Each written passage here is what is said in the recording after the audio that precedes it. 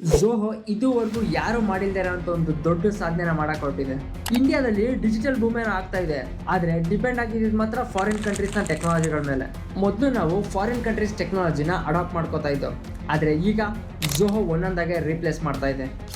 ಸ್ವದೇಶಿ ಸಾಫ್ಟ್ವೇರ್ಸ್ನ ಸಪೋರ್ಟ್ ಮಾಡಬೇಕು ಅಂತ ರೀಸೆಂಟಾಗಿ ಡಿಪಾರ್ಟ್ಮೆಂಟ್ ಆಫ್ ಎಜುಕೇಷನ್ ಮಿನಿಸ್ಟ್ರಿ ತನ್ನ ಅಫಿಷಿಯಲ್ ವರ್ಕ್ಗಳಿಗೆ ಝೋಹೋದ ಆಫೀಸ್ ಸ್ಯೂಟ್ ಅನ್ನೋ ಸಾಫ್ಟ್ವೇರ್ಸ್ನ ಯೂಸ್ ಮಾಡಿ ಅಂತ ಇನ್ಸ್ಟ್ರಕ್ಟ್ ಮಾಡಿದೆ. ಸದ್ಯಕ್ಕೆ ಝೋಹೋ ಹತ್ರ 50+ ವರ್ಕಿಂಗ್ ಸಾಫ್ಟ್ವೇರ್ಸ್ ಇದೆ.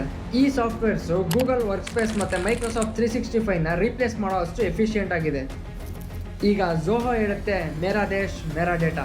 ಝೋಹೋದವರು ರೀಸೆಂಟಾಗಿ ಸೇಮ್ ವಾಟ್ಸಪ್ ಥರನೇ ಒಂದು ಚಾಟಿಂಗ್ ಅಪ್ಲಿಕೇಶನ್ ಅರಟ್ಟೈ ಅನ್ನೋ ಆ್ಯಪ್ನ ಲಾಂಚ್ ಮಾಡಿದ್ದಾರೆ. ಅರಟ್ಟೈ ಅಂದರೆ ತಮಿಳಲ್ಲಿ ಚಾಟ್ ಅಂತ ಅರ್ಥ.